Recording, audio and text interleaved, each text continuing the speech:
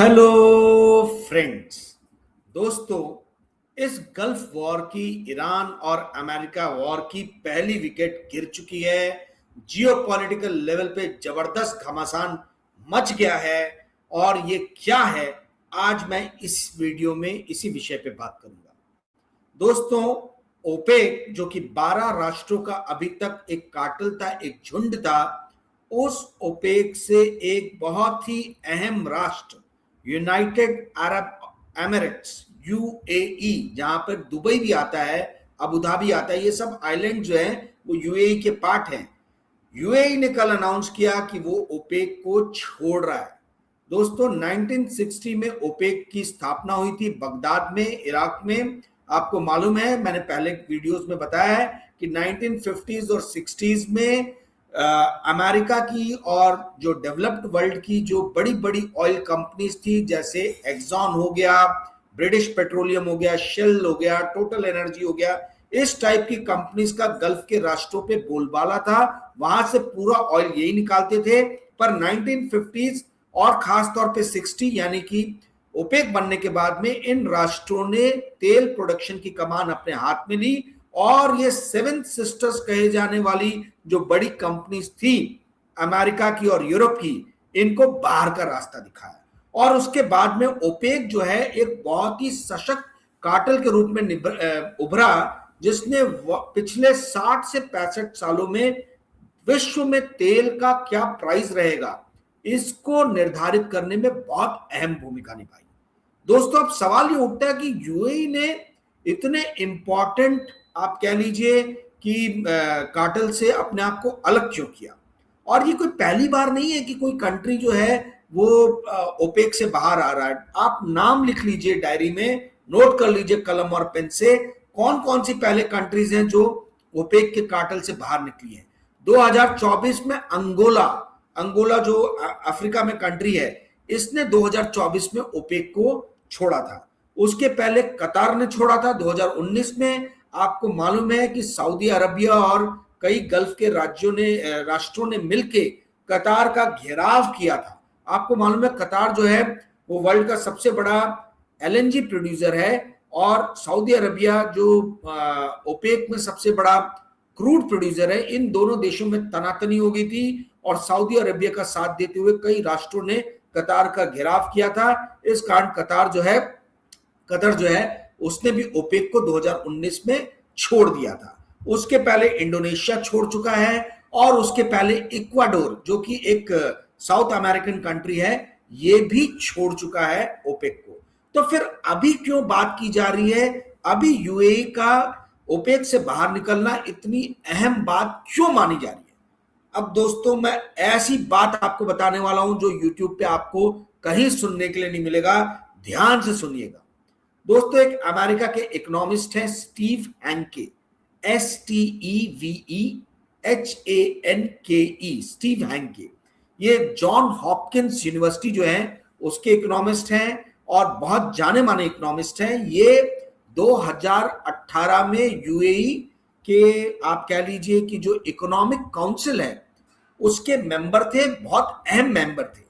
और Steve Hanke ने उस टाइम में एक मॉडल बना के दिया था यूएई के जो शेख है उनको, कि आपको किस तरीके से जो है अपना प्रोडक्शन करना चाहिए, ऑयल प्रोडक्शन, प्राइस को, इंटरनेशनल प्राइस को ध्यान में रखते हुए। आप लोगों को जान के ताज्जुब होगा कि ये जो 12 राष्ट्र हैं जो ओपेक के मेंबर हैं, ये किस आधार पे प्रोडक्शन करते हैं। दोस्तों, कोई आधार नहीं है, ये सिर्फ निगोशिएशन होता है, कोई मैथमेटिकल फॉर्मूला नहीं है। There should be some method in the madness. वो कुछ मेथड है ही नहीं इस मैडनेस में। कितना ऑयल प्रोड्यूस करेंगे, कितना नहीं करेंगे, ये बेसिकली सऊदी अरबिया जो डिसीजन लेता था, सब उसको मोटा मोटी मान लेते थे। तो बेसिकली ये पॉलिटिकल डिसीजन रहता था। कहने भर के लिए ये बातें होती थी कि हम देखते हैं कि किस कंट्री में कितना ऑयल का रिजर्व है, कितना प्रोडक्शन कॉस्ट है उस कंट्री का, है ना, उस कंट्री के ऊपर में कितना डेट है। ये सब ऐसे 6-7 जो है उन्होंने जो है कारक बताए, पैरामीटर्स बताए, बट कभी भी इन कोई फॉर्मूला नहीं बताया और ये नहीं बताया कि ये कारक जो है, ये पैरामीटर्स जो है, इसका कितना वेटेज है फॉर्मूला में। तो जब तक एक साइंटिफिक अप्रोच नहीं रहे तब तक ये हवा हवा ही है बेसिकली, मतलब पॉलिटिकल निगोशिएशन है, जहां दम वहां हम, माइट इज राइट। तो जो माइट, सऊदी अरबिया सबसे बड़ा प्रोड्यूसर है, जो वो कहता था सब वो मानते थे। तो दोस्तों इसी कारण से अंगोला, इंडोनेशिया, इक्वाडोर, ये सारी कंट्रीज ने इसी कारण से छोड़ा, क्योंकि यहाँ पे कोटा जो है वो कोटा एक या दो राष्ट्र मिलकर निर्धारित करते थे कि भैया कितना ऑयल प्रोड्यूस कर रहा है। और ओपेक का मेन काम था कि प्रोडक्शन को कंट्रोल करके ये प्राइस को कंट्रोल करते थे। तो प्राइसेस जब बहुत बढ़ने लगता था तो ये प्रोडक्शन बढ़ा देते थे। जब प्राइस बहुत नीचे गिर जाता था तो ये भी प्रोडक्शन एकदम कम कर देते थे ताकि प्राइस ऊपर बढ़ जाए। ठीक है, तो इसीलिए इसको कार्टेल कहा जाता था, कि ये कार्टेल इसलिए माना जाता था क्योंकि ये प्राइसेस को इंपैक्ट करता था अपने प्रोडक्शन द्वारा।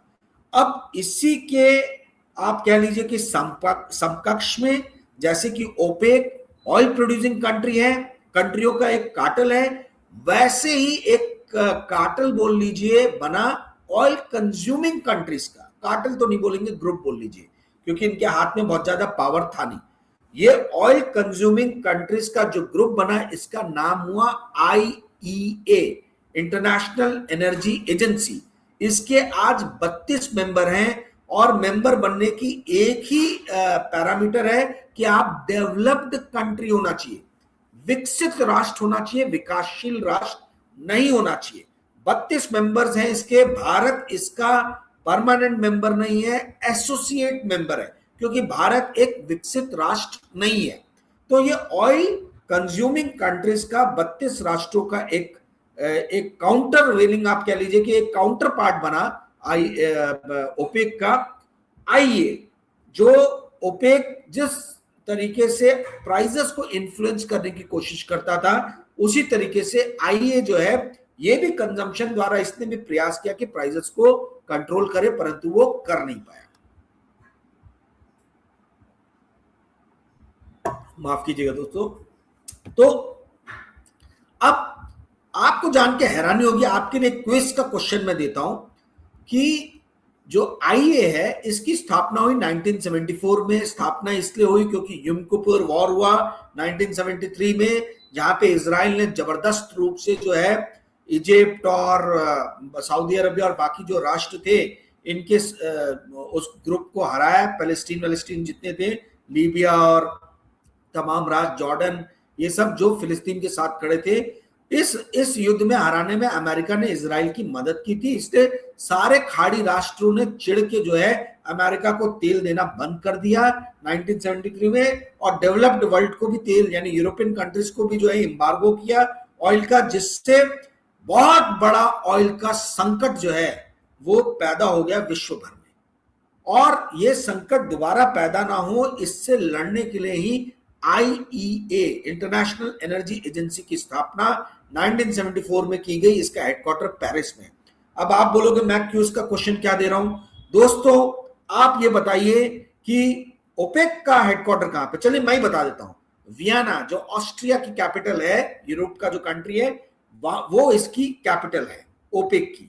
ठीक है, अब सवाल ये उठता है कि भाई जब ऑस्ट्रिया मेंबर ही नहीं है आपका ओपेक का, तो फिर वियना को इन लोगों ने क्यों बना के रखा है अपना हेडक्वार्टर। ये प्रश्न का जवाब जो है ये आप ढूंढिए, ये आप लोग के लिए होमवर्क है, क्विज का क्वेश्चन है। दोस्तों अब आते हैं आज के मूल मुद्दे पे। जैसा कि मैंने आपको बोला कि हमेशा मेरा वीडियो 8-9 मिनट के बाद ही जारी होता है, तो सवाल यह है कि यूएई ने जो है वो क्यों छोड़ा ओपेक को। मैंने स्टीव हैंके जी का जिक्र किया। स्टीव हैंके जो यूएस के इकोनॉमिस्ट हैं, इन्होंने जो मॉडल बना के दिया था उसमें इन्होंने बताया था कि आगे आने वाले दिनों में तेल के प्राइसेस बहुत जम के गिरेंगे, इसीलिए जितना ज्यादा हो सके आप प्रोडक्शन कीजिए और माल समेटिए। माल जितना ज्यादा डॉलर अंदर कर सकते करिए, प्रोडक्शन ज्यादा से ज्यादा कीजिए ताकि आपकी अर्निंग हो सके। इसके पहले की ईवी व्हीकल्स और ग्रीन एनर्जी, ग्रीन टेक्नोलॉजी पूरी दुनिया पे छा जाए और ऑयल की डिमांड पूरी तरीके से जो है नदारद हो जाए, उसके पहले जितना ऑयल जमीन के नीचे से आप निकाल के बेच सकते हैं बेच दीजिए। और ये मॉडल जो है यूएई के जो शेख थे उनको बड़ा पसंद आया था स्टीव हैंके जी का, परंतु उस टाइम में सऊदी अरबिया का प्रेशर था, अमेरिका का भी प्रेशर था, और 2014 के बाद से आपको मालूम है कंटिन्यूसली ऑयल के प्राइसेस नीचे गए।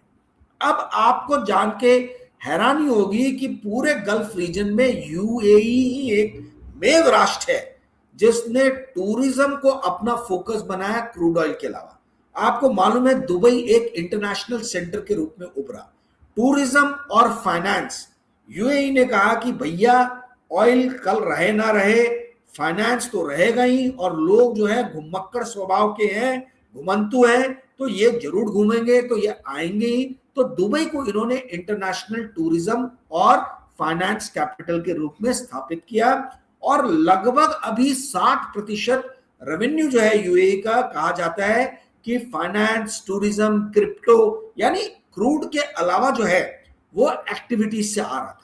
अब ये ईरान वॉर होने से ये हुआ कि ये 60% जो रेवेन्यू है ये तो पूरी तरीके से ध्वस्त हो गया, टूरिज्म खत्म हो गया। आपको मालूम है कि यूएई के जो है वो एमिरेट्स एयरलाइंस कितनी फेमस है टूरिज्म में, आप मतलब one of the most profitable airlines है एमिरेट्स। बड़े बड़े फुटबॉल क्लब को जो है स्पॉन्सरशिप करती है, खरीद के रखा हुआ है एमिरेट्स एयरलाइंस ने, ठीक है।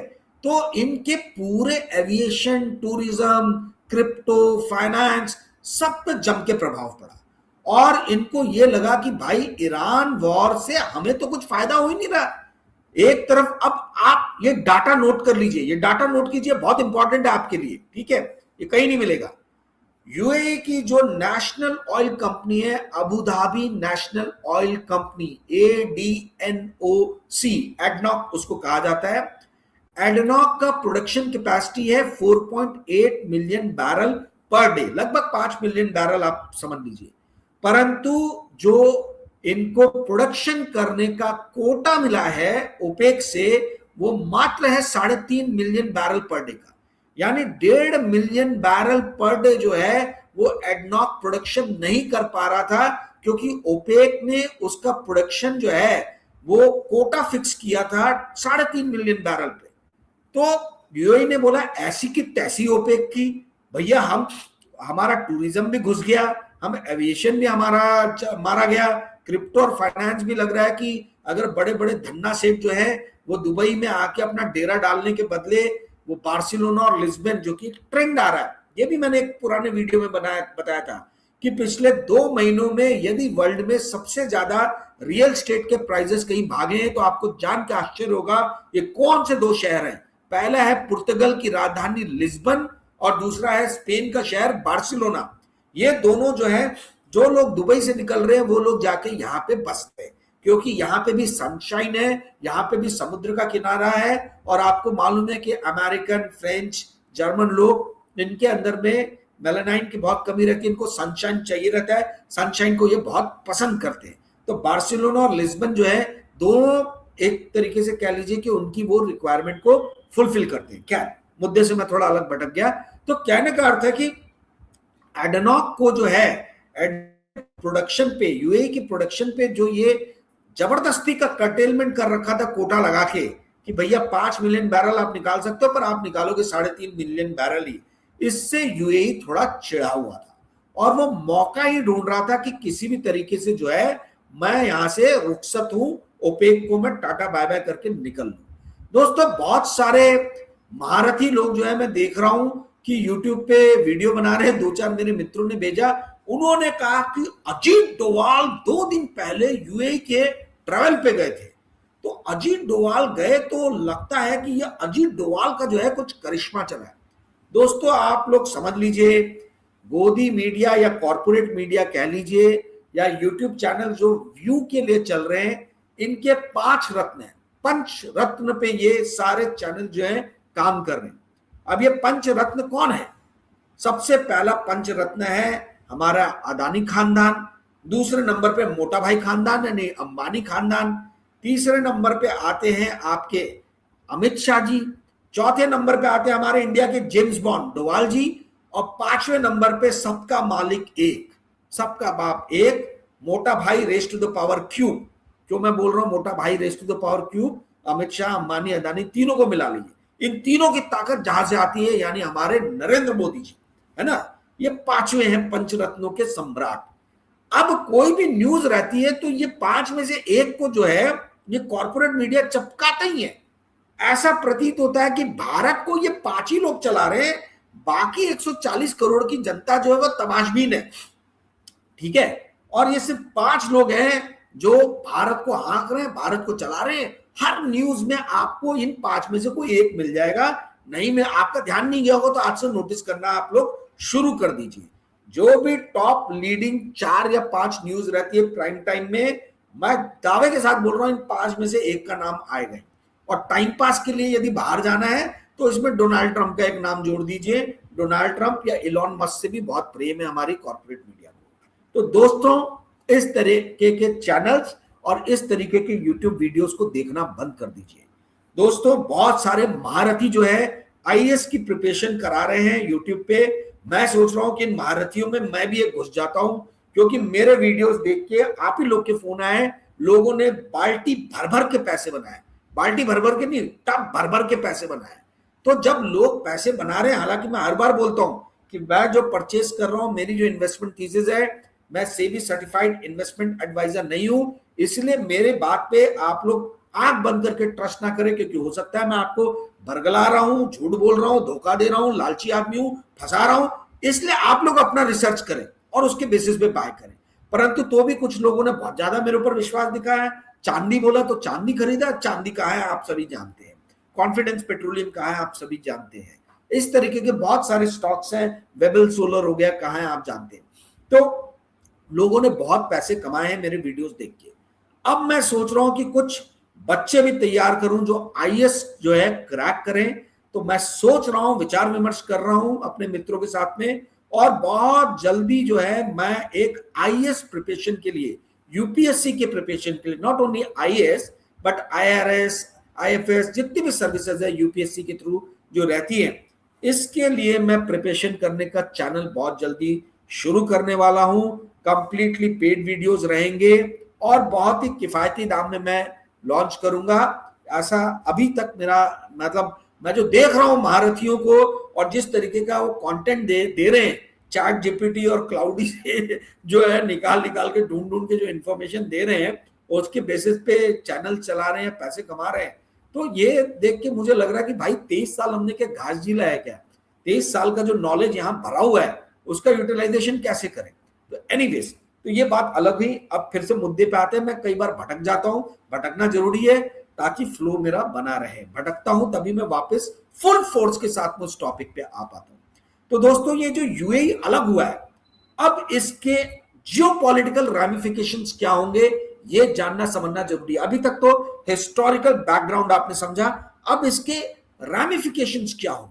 सबसे पहला, जो ऑयल या क्रूड के प्राइसेस तेजी से ऊपर जा रहे हैं दोस्तों, इसमें कहीं ना कहीं ऐसा लग रहा है कि ये थोड़ा सा थमेगा। थमने का कारण ये है कि अब सारे राष्ट्र जो है, it will be free for all.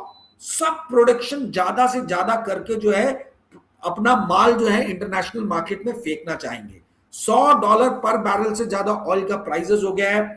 सब इस प्राइस पे कॉन्ट्रैक्ट लॉक करना चाहते हैं, ज्यादा से ज्यादा पैसा अपने देश में लेके आना चाहते हैं। आपको मालूम है कि कमोडिटीज में ये एक पंच लाइन है, नोट कर लीजिए।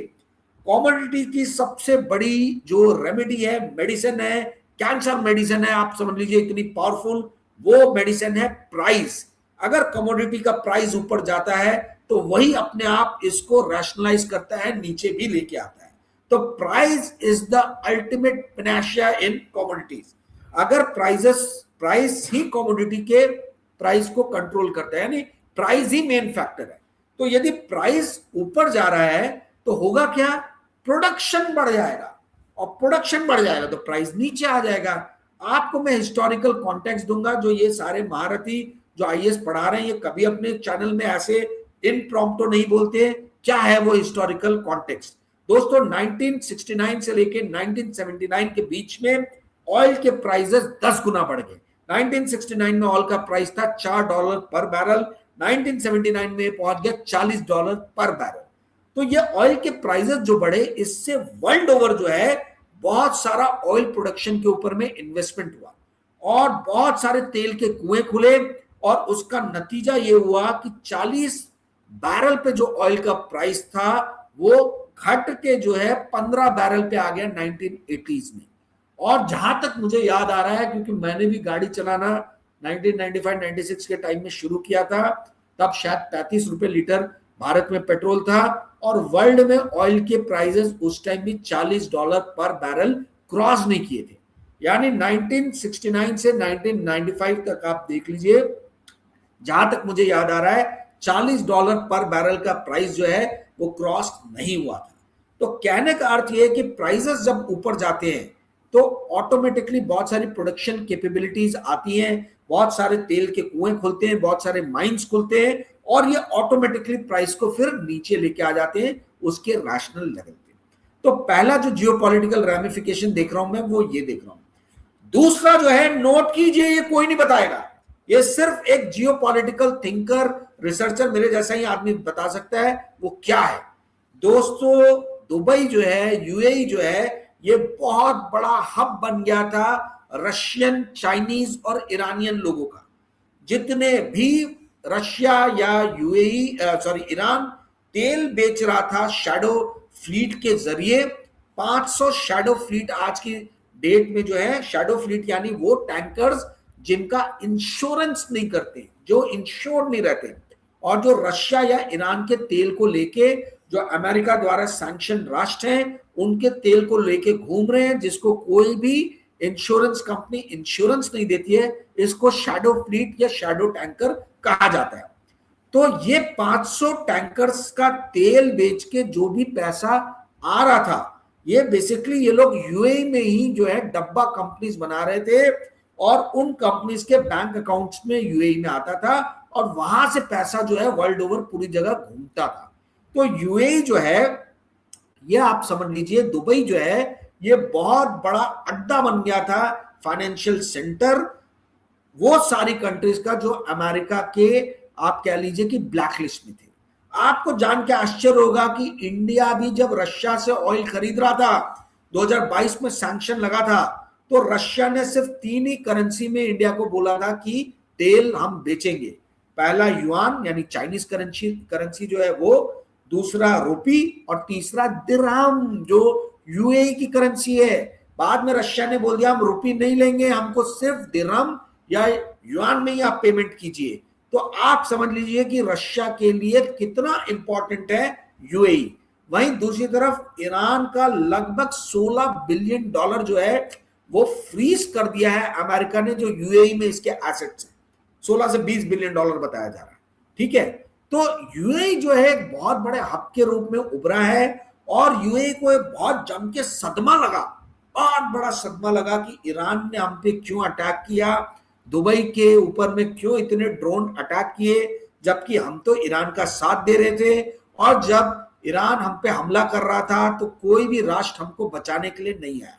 अब ये बात क्या शो करती है कि आप कितने भी अमीर हो जाओ, आपकी रक्षा की जिम्मेदारी आपकी है, आपकी रक्षा करने कोई नहीं आएगा। यूएई ने कहा कि बार बार अमेरिका जो है इजराइल की रक्षा कर रहा है, सऊदी अरबिया की रक्षा कर रहा है, पर हमारे ऊपर सबसे ज्यादा ड्रोन अटैक हुए, सबसे ज्यादा नुकसान हमको हुआ और अमेरिका ने पैट्रियट इंटरसेप्टर्स जो है वो सबसे कम हमको दिए। तो यूएई के मन में एक रोष भी था, परंतु हमारे यहाँ के यूट्यूब चैनल्स के जो महानुभाव लोग हैं, इन लोगों का मानना है कि चूंकि डोवाल साहब जो है वो 2 दिन पहले यूएई की यात्रा करके आए, तो जरूर भारत ने कुछ पासा खेला ऐसा कि जिसके कारण यूएई अलग हुआ। कोई ये नहीं बोल रहा कि विनोद अदानी जी भी जो है वो भी दुबई में ही रहते हैं और जितने बड़े बड़े भगौड़े हैं भारत के, सब जाके दुबई में ही आसरा ढूंढते हैं। तो क्या उनका भी हाथ है क्या यूएई को अलग करने में? ये अपने आप में एक सवाल है, एक प्रश्न है। दोस्तों, वीडियो थोड़ा लंबा बन गया और 10-15 मिनट में इस विषय पे बात कर सकता हूं, परंतु आपको लंबे वीडियो पसंद नहीं है तो मैं इस वीडियो का अंत यही करूंगा। यदि आपको ये वीडियो पसंद आया होगा तो आप कृपया करके इस वीडियो को लाइक और शेयर कीजिएगा और इस चैनल को सब्सक्राइब करने के लिए अपने मित्रों को कहिएगा। और एक और इंपॉर्टेंट बात, दोस्तों 11 मई को मैं एक पेड वीडियो लेके आ रहा हूं। इस पेड वीडियो में मैं बताने वाला हूं कि इंडिया में इन्वेस्टमेंट के ऑप्शंस अपॉर्चुनिटीज मुझे कहां नजर आ रही हैं। जब सारे बड़े बड़े दिग्गज आईटी बैंकिंग के शेयर्स पिट रहे हैं, तो उस वक्त में मैं कहां निवेश कर रहा हूं, मैं ये बताने वाला हूं। आप में से यदि कोई भी इच्छुक है इस वीडियो को देखने के लिए, तो आप मुझे 9860317209 पे संपर्क कर सकते हैं। व्हाट्सएप मैसेज आप मुझे डालिएगा, मैं आपको रिप्लाई करूंगा। वीडियो की फीस 1500 रुपए है। यदि आप पैसा पे कर सकते हैं तभी आप मुझे कांटेक्ट कीजिएगा, क्योंकि मेरा और आपका दोनों का समय बहुत बहुमूल्य है, फालतू में जाया नहीं होना चाहिए। दूसरी बात दोस्तों, मैं आप सभी से रिक्वेस्ट करूंगा कि आप लोग एनुअल मेंबरशिप ले लीजिए, क्योंकि यह आपके लिए ज्यादा किफायती है। एनुअल मेंबरशिप 15,000 रुपए की है। इसमें आप आगे आने वाले सारे पेड वीडियोस फ्री देख सकते हैं। अक्टूबर 2025 से मैं पेड वीडियो बना रहा हूं। यदि आपको पुराने पेड वीडियोस भी देखने हैं, जो अभी तक 9 है, 9 पेड वीडियोस मैं बना चुका हूं, यदि आपको ये भी देखने हैं तो आप 3,000 रुपए का पेमेंट करके इस 15,000 के अलावा 3,000 और पेमेंट करके आप ये पुराने 9 वीडियोस भी देख सकते हैं। तो जो पुराने वीडियोस देखना चाहते हैं उनके लिए फीस 18,000 रुपए है एनुअल मेंबरशिप की। जो पुराने वीडियोस नहीं देखना चाहते उनके लिए एनुअल मेंबरशिप फीस 15,000 रुपए है। दोस्तों, उम्मीद है आज का वीडियो आपको पसंद आएगा। Thank you friends, good night, bye.